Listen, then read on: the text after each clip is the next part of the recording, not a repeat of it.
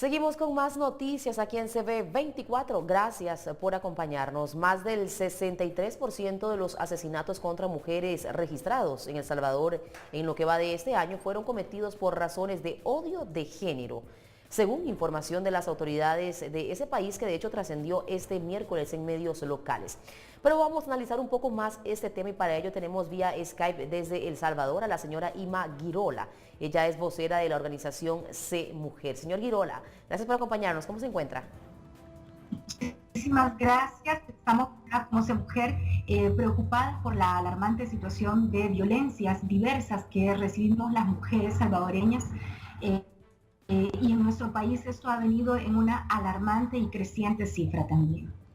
Señora Girola. Estamos hablando... Sí, ¿cómo? Dígame usted. No todos los homicidios contra mujeres son vistos y catalogados como feminicidios. ¿Cuáles son esos elementos que entran en juego acá para que entonces se determine que es un feminicidio lo que ocurrió? Efectivamente, en nuestra legislación tenemos tipificado tanto los homicidios como los feminicidios. El Código Penal establece que una muerte violenta es un homicidio y en el caso de los feminicidios implica una serie de características que reflejan misoginia, odio, descalificación hacia las mujeres y que tiene una serie de criterios establecidos en el artículo 45 de la legislación especial integral para una vida libre de violencia para las mujeres, que dentro de sus criterios establece también el que una mujer haya podido vivir un continuum de violencia o que haya una violencia sexual, por ejemplo, entre otros de los puntos. En este sentido, es importante relacionar también que, si bien es cierto, hay una legislación que establece y que tipifica de manera específica y concreta cuáles son los criterios bajo los cuales se va a identificar que un homicidio a mujer, que una muerte violenta a una mujer va a ser catalogado como feminicidio, también es cierto que existen otra serie de elementos preponderantes para que esta tipificación quede muchas veces sin lograr tener una precisión. Y dentro de estas situaciones encontramos, por ejemplo, cómo se procesa la escena del delito, bajo qué visión se realiza el análisis y la investigación criminalística y criminológica, cómo se levantan los indicios y las evidencias también. Y ahí encontramos una serie de sesgos sexistas que luego repercuten en tipificar o no la muerte violenta de una mujer como un feminicidio. De manera tal que, si bien la Fiscalía General de la República refleja en un informe hasta el 28 de noviembre 446 muertes violentas de mujeres y de ellas que 284 sean consideradas feminicidios, es decir, el 63.6%, también es cierto que muchos de estos otros homicidios a mujeres, muertes violentas a mujeres que no fueron tipificados como feminicidios inicialmente, cuando uno revisa los datos, cuando uno revisa que ha habido efectivamente una situación de violencia de género, estos debieron haber sido tipificados como feminicidios también. Esa es una situación importante a relacionar. Por otro lado, también hay una dispersión de estadísticas. La Fiscalía General de la República cuenta con un conjunto de estadísticas, el Instituto de Medicina Legal de la Corte Suprema de Justicia cuenta con otro, la Corte Suprema de Justicia, bueno, ya decía, pero por otro lado también la Policía Nacional Civil, el mismo ISDEMU. Como fuentes de la Policía Nacional Civil, por ejemplo, 452 mujeres asesinadas por el hecho de ser mujeres.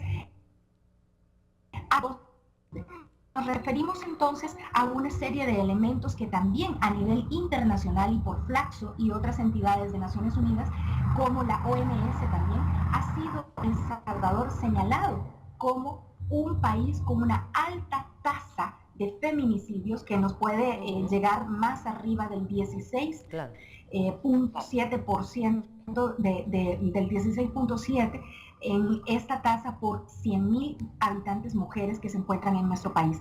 De manera que nos encontramos ante no solamente las cifras en vacío, porque si bien es cierto, el ISDEMU nos habla, que es la institución gubernamental, nos habla que cada 15 horas se puede estar produciendo un asesinato a mujer en El Salvador, incluso podemos hablar, y lo hemos hablado con mucha solidez, cada 10 horas hay un asesinato a mujeres en nuestro país, y si lográsemos sumar que de estos 452 hasta el 12 de noviembre sumáramos también estas 352 mujeres que han sido desaparecidas sin que se tenga rastro alguno de ellas, podríamos estar hablando que en El Salvador cada 9 horas hay una mujer asesinada.